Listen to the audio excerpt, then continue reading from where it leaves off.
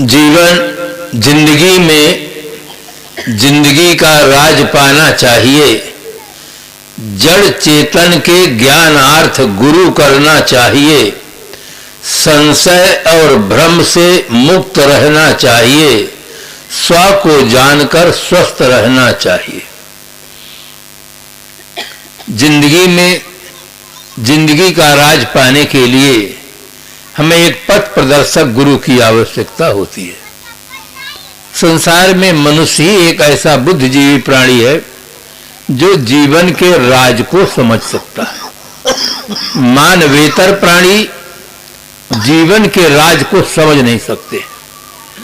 उनका जीवन भोजन और भोग में ही समाप्त हो जाता है। जिंदगी में दो चीजें हैं। शास्त्रों की भाषा में कहूं तो उसे प्रकृति और पुरुष कहते हैं। प्रकृति जड़ है और पुरुष चेतन है। सरल भाषा में जड़ और चेतन कहते हैं। और सरल भाषा में कहें तो शरीर में जीव की उपस्थिति का नाम जीवन और उसकी अनुपस्थिति का नाम मृत्यु। दो चीजों के योग से जीवन चलता है। इसलिए जीवन में दो चीजों की बहुत जरूरत है। एक है विज्ञान और दूसरा है धर्म। विज्ञान से शरीर की आवश्यकताओं की पूर्ति होती है। अगर हमारे मकान में अंधेरा होगा तो उसे विज्ञान समाधान करेगा, और दिमाग में अंधेरा होगा तो धर्म समाधान करेगा। भौतिक समृद्धि की जरूरत होगी तो विज्ञान समाधान करेगा। मानसिक समृद्धि की जरूरत होगी तो धर्म समाधान करेगा। इन दोनों के खोज की दिशाएं भिन्न भिन्न हैं, किंतु दोनों विरोधी नहीं है। दोनों एक दूसरे के पूरक हैं। विज्ञान दृश्यमान पदार्थों का अनुसंधान करता है और धर्म दृष्टा का अनुसंधान करता है कि अनुसंधान करने वाला कौन है। उसका अनुसंधान धर्म करता है। धर्म है स्व की खोज और विज्ञान है पर की खोज। दोनों से हमें समृद्धि मिलती है। एक हमें बाहर से संपन्न बनाता है, दूसरा हमें भीतर से संपन्न बनाता है। और दोनों संपन्नता से ही जीवन का सर्वांगीण विकास होता है। इसलिए दोनों दिशा में हमें प्रयास करना चाहिए। संत सम्राट सदगुरु कबीर साहब उत्तर प्रदेश की प्रसिद्ध नगरी काशी में हुए। आप एक महान क्रांतिकारी परम वैराग्यवान संत हुए। आपकी वाणी निष्पक्ष है। सत्य में अनन्य निष्ठा होने के कारण उन्होंने सत्य के विरुद्ध जहां जो कुछ देखा उसका समझौता नहीं किया, कड़े शब्दों में उसका निराकरण किया।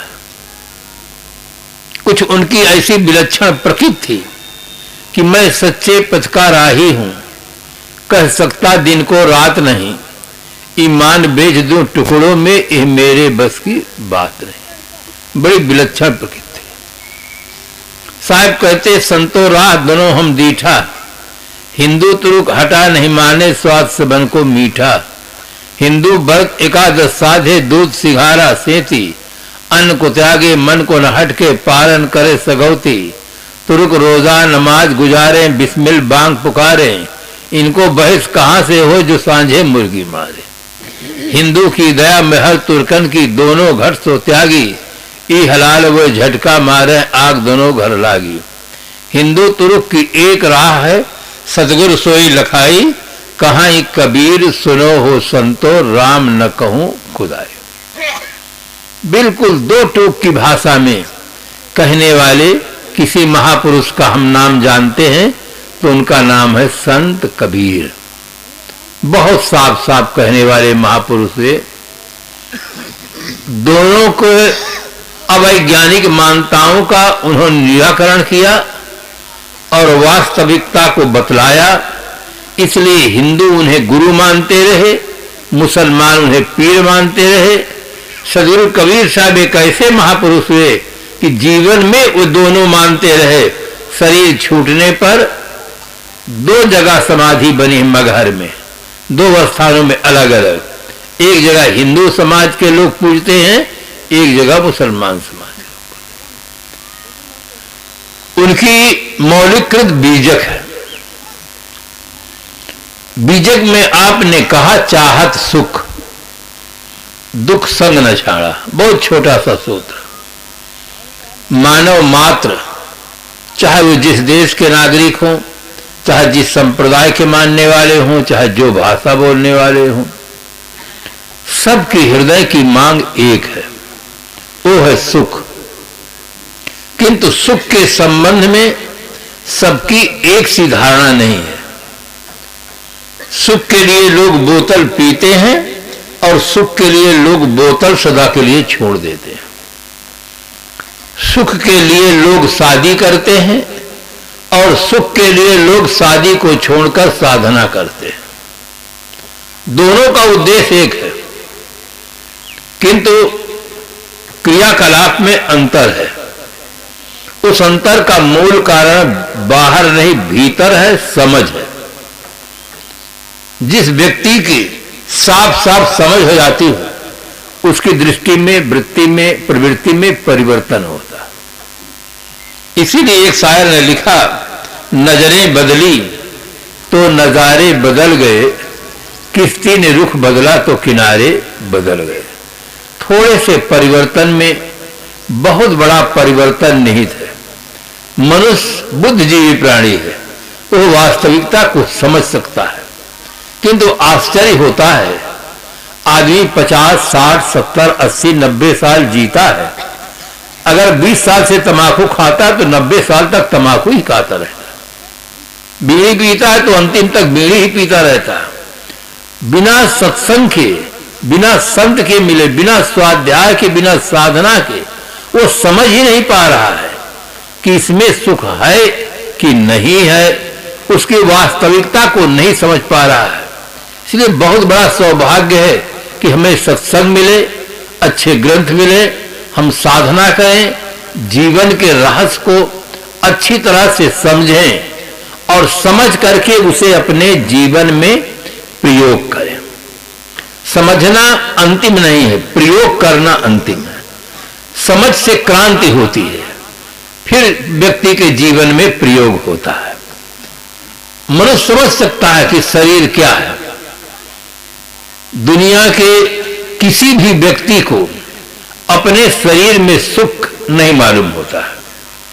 अपने शरीर की वास्तविकता को जानता है कि शरीर क्या चीज है, किंतु जब दूसरे के शरीर की ओर देखता है तो उसके दिमाग में भ्रम हो जाता है कि शरीर सुख का केंद्र है। शरीर बंधुओं सुख का केंद्र नहीं है। सुख का केंद्र बिंदु चेतना है, आत्मा है, जिसके रहने से शरीर सुंदर सा प्रतीत होता है, सत्य सा प्रतीत होता है, जिसके रहने से सब होता है।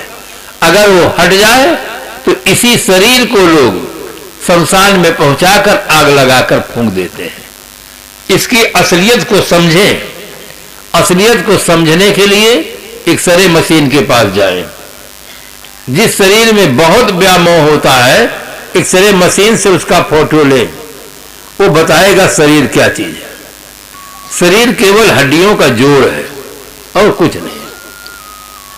फिर आपका मोह हटेगा। अनादिकाल से जीव वासना बस जन्म मृत्यु के प्रवाह में पड़ा हुआ। संशय जाल और भ्रम जाल, ये 2 बहुत बड़े जाल हैं। एक जाल वो होता है जिसमें पक्षी को फंसाया जाता है, खाने का प्रलोभन देकर के पक्षी को फंसाया जाता है। एक और जाल है जिसमें आदमी को फंसाया जाता है, आदमी उस जाल में फंस जाता है, उसका नाम है भ्रम जाल। भ्रम जाल में आदमी फंसता है। इसलिए आज बुद्धि से परख की आवश्यकता है। हम मूल को जाने, मूल में क्या चीज है। अकेला शरीर रह जाए और उसको त्वचा को अलग कर दें, कोई देखना भी पसंद नहीं करेगा।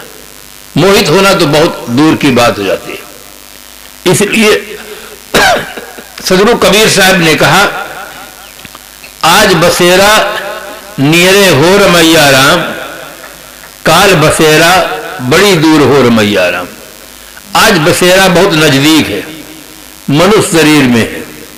आज आप वास्तविकता का बोध प्राप्त कर सकते हैं, अपने जीवन में परिवर्तन कर सकते हैं। अगर कल ये शरीर छूट गया, पशु पक्षी खानी में चले गए, तो बहुत दूर हो जाएगा। साहब के मन में कितनी करुणा है, कितना प्यार है कि आज मनुष्य शरीर मिला है। काल करे सो आज कर, आज करे सो अब, पल में परलय होएगी, बहुर करोगे कब। प्राय देखा जाता है आदमी अपने कुछ चीजों को आज करना चाहता है और जो कल्याणदायक बातें हैं उनके लिए कल पर छोड़ देता है। कहता है अभी तो हम जवान हैं, अभी तो हम देश के लिए ये करेंगे, समाज के लिए ये करेंगे, और जब वृद्ध अवस्था आएगी तब फिर भगवत भजन करेंगे। वृद्ध अवस्था आने के पहले ट्रांसफर हो जाए तो क्या करोगे? कोई लिखा पढ़ी तो है नहीं कि वृद्ध अवस्था के पश्चात ही शरीर छूटता है। इसलिए ये मन के भुलावे में न पड़े, आज वो ज्ञान प्राप्त करें जिससे शरीर की आसक्ति से ऊपर उठे। रूसों ने एक बहुत महत्वपूर्ण वाक्य लिखा, man is born free but every where then change. आदमी स्वतंत्र होकर जन्मा है किंतु अनेक बंधनों में जकड़ गया है। आपका जीवन परम स्वतंत्र हो। आज हम बड़े गौरव के साथ कह सकते हैं कि हम स्वतंत्र देश के नागरिक हैं। क्या इसी गौरव के साथ हम ये भी कह सकते हैं कि आज हमारा जीवन आजाद है? हमारा देश आजाद है, जीवन आजाद नहीं है। जीवन वासनाओं में बंधा हुआ है, गलत आदतों में बंधा हुआ है, और इतना ज्यादा बंधा हुआ है कि आदमी लाचार है। कहता है साहब दम टूट सकता है, बीड़ी और बोतल नहीं छूट सकता। कितना बंधा हुआ है। कहता है इसके बिना चलेगा नहीं, इसके बिना हम रह नहीं सकते, इसके बिना हम जी नहीं सकते हैं। बंधुओं, सबसे पहले अपने जीवन को आजाद बनाओ। आप लोग रामायण पढ़े होंगे, जिस समय पर पार्वती जी विदा हो रही थी, अपने मां के पास जाती है। मां और बेटी दोनों एक दूसरे के कंधे में कंधा मिला करके फूट फूट कर रोती है। आज भी ये दृश्य कहीं कहीं देखने को मिलता है। मां के हृदय से ये वाक्य निकला, कत बिद सजी नारी जग माही, पराधीन सपने सुख नाही। कब के मन में कितना बड़ा नारी जात के लिए दर्द है कि इनका जीवन पराधीन होने के नाते सपने में भी इनको, जागृत में कौन कहे, सपने में भी सुख नहीं मिलता। सुख है स्वतंत्रता में, आजादी में। आजादी के लिए आदमी को संघर्ष करना पड़ता है। देश को आजाद बनाने के लिए न मालूम कितने वीरों ने अपने जीवन को बलिदान दिया है, तब देश आजाद हुआ। जीवन को भी आजाद बनाने के लिए आपको पुरुषार्थ करना होगा। इन वासनाओं से, गलत आदतों से आपको संघर्ष करना होगा, और निश्चित है सफलता आपको मिलेगी, क्योंकि ये आपकी बनाई हुई गलत आदतें हैं, आपकी गलत मान्यताएं हैं। अगर सत्संग से बोध हो जाए तो आप इनको छोड़ सकते हैं और अपने जीवन के खोई हुई आजादी को पुनः प्राप्त कर सकते हैं। कहीं कबीर जान दे बही, जब से चेते तब से सही। जब से आपके अंदर चेत हो जाए, जब सदगुरु मिल जाए, संत मिल जाए, तब से आपके अंदर के ये भाव होना चाहिए कि अस प्रभु कृपा करो यही भांति, सब तज भजन करो दिन रात। धर्मराज की 5 चिट्ठियां हैं। आप लोग देखें किसके पास कितनी चिट्ठी आ गई हैं। एक सेठ था, उसने कहा कि अभी मेरा मन भजन में नहीं लगता है, मुझको आप वरदान दीजिए कि जब अपने दरबार में बुलाएं तब मुझे चिट्ठी भेज देना, मैं सावधान हो जाऊंगा। उन्होंने कहा ठीक है।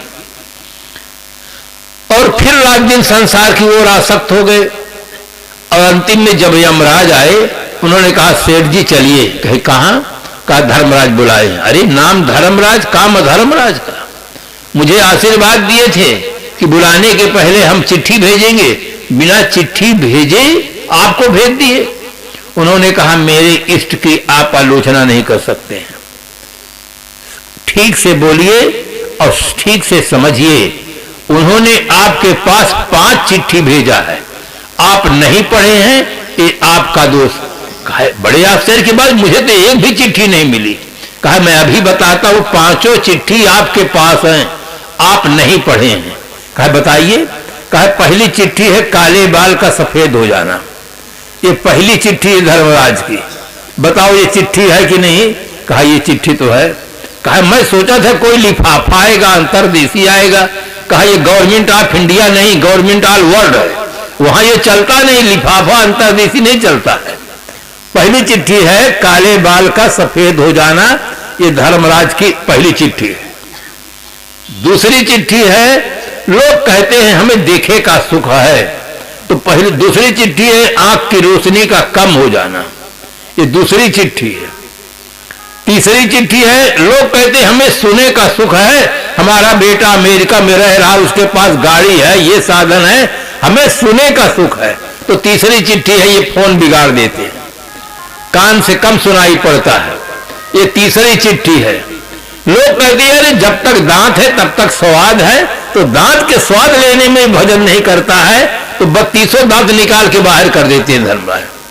चौथी चिट्ठी है दांतों का निकल जाना, ये चौथी चिट्ठी है। कहे पांचवी, जब पांचवी चिट्ठी जब व्यक्ति वृद्ध हो जाता है, भोजन पाता है, हजम नहीं होता है, तो समझ लेना चाहिए कि धर्मराज की 5वीं चिट्ठी है। इसके बाद कोई चिट्ठी नहीं भेजते, सीधे वारंट काट देते, हमको भेज देते हैं, अब बहाना नहीं चलेगा, अब आप सीधे चलिए। बहुत आश्चर्य पड़ा कि मैं तो सोता था लिफाफा आएगा, अंतरदेशी आएगा, मैं सजग हो जाऊंगा। चलिए गए। धर्मराज ने पूछा कि आपके जीवन में पाप और पुण्य दोनों है, पाप का फल नरक, पुण्य का फल स्वर्ग, पहले आप कहां जाना चाहते हैं? उस व्यक्ति ने कहा न मैं जानू स्वर्ग न मैं जानू नरक, जहां 1,10 लाख की आमदनी हो वहां हमें भेज दीजिए। उन्होंने कहा सेठ जी अभी भी आपका चित्त व्यापार में ही लगा हुआ है, यहां कर्म के फल भोग के लिए आप आए हैं और अंतिम में आपके संस्कार गलत हो गए हैं, इसलिए आप पहले नरक में जाइए। भगवान श्री कृष्ण जी ने गीता में कहा यम यम वाप यस्मरण भावम त्यजत यन्ते करे वरम तम तमय वेति कौन्ते सदा तद्भाव भाविता। अंतिम अवस्था में आदमी जिन जिन संकल्पों को करता हुआ शरीर छोड़ता है, उन्हीं संकल्पों के अनुसार शरीर धारण करता है। हम आपसे 1 घंटा तक प्रेम पूर्वक बात करें और चलते चलते 1 मिनट में कुछ कड़े शब्दों का प्रयोग कर दें, तो 1 घंटा का जो अच्छी बात बताए वो रह जाएगी, जो कड़ी बात कहेंगे वही आपके मन में ख्याल रह जाएगी। वो अंतिम में कहा गया। आप एक पेटी लें और उसमें नीचे सूती कपड़ा रख दें और बाद में ऊनी कपड़ा रखें, इसके बाद रेशमी कपड़ा रखें, और जब खोलेंगे तो पहले क्या मिलेगा? जो बाद में रखा गया है वो पहले मिलेगा। इसी प्रकार से जीवन की अंतिम अवस्था, वृद्ध अवस्था में जो आदमी जैसा कर्म करता है उसके अनुसार उसकी गति होती है। इसीलिए हर व्यक्ति को चाहिए कि जब शरीर वृद्ध हो जाए तो उसके विचारों में, मान्यताओं में परिवर्तन होना चाहिए। अब उसे भजन करना चाहिए।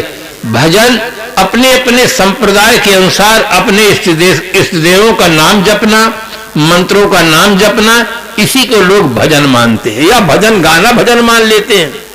ये भजन नहीं है, ये सार्वभौम भजन नहीं है, एक देसी भजन है।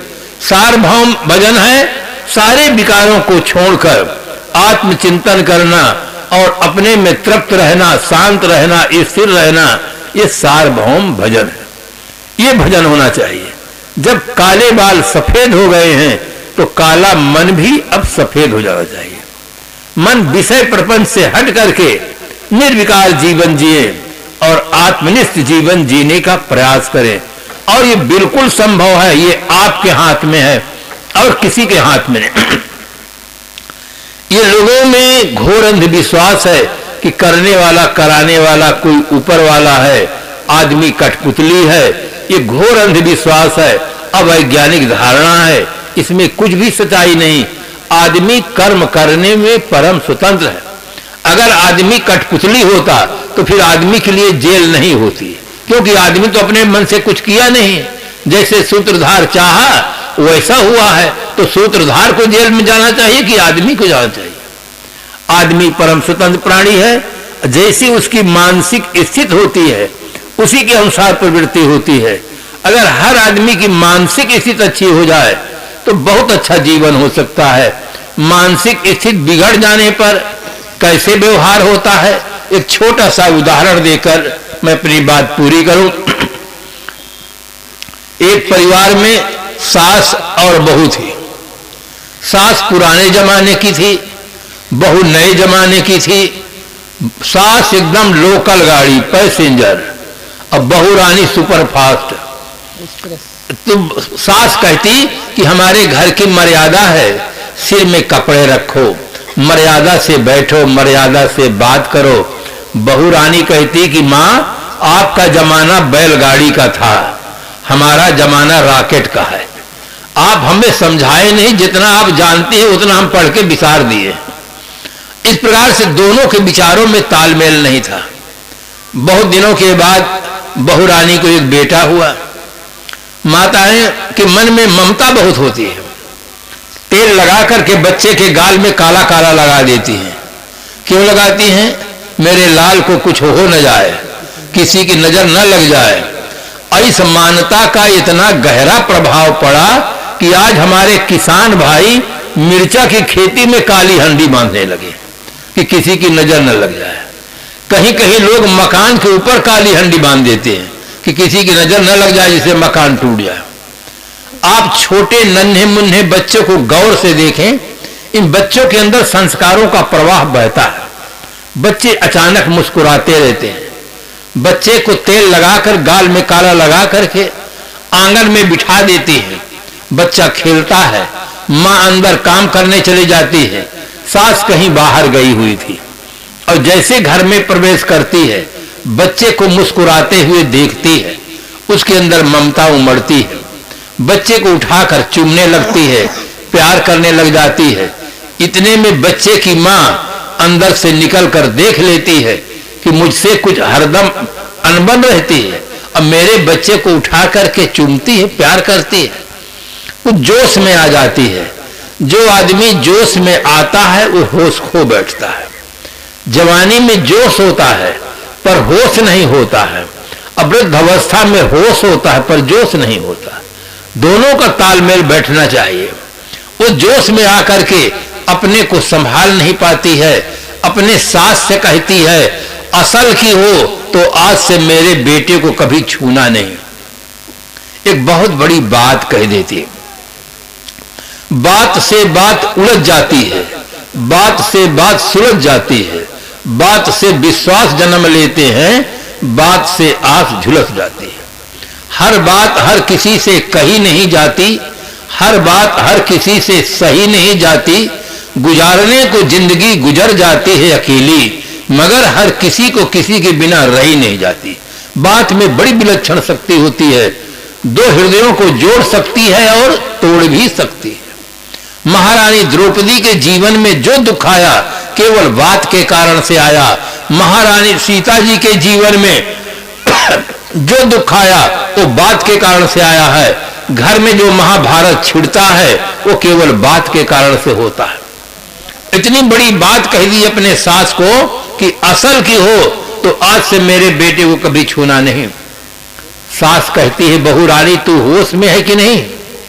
अगर मैं भी कह दूं कि तू असल की हो तो आज से मेरे बेटे को कभी छूना नहीं, तो बता तेरी दशा क्या होगी।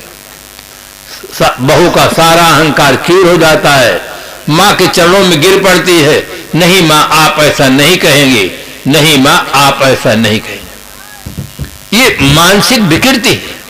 मना स्थिति जब बिगड़ जाती, सास माँ के समान आदरणीय होती है।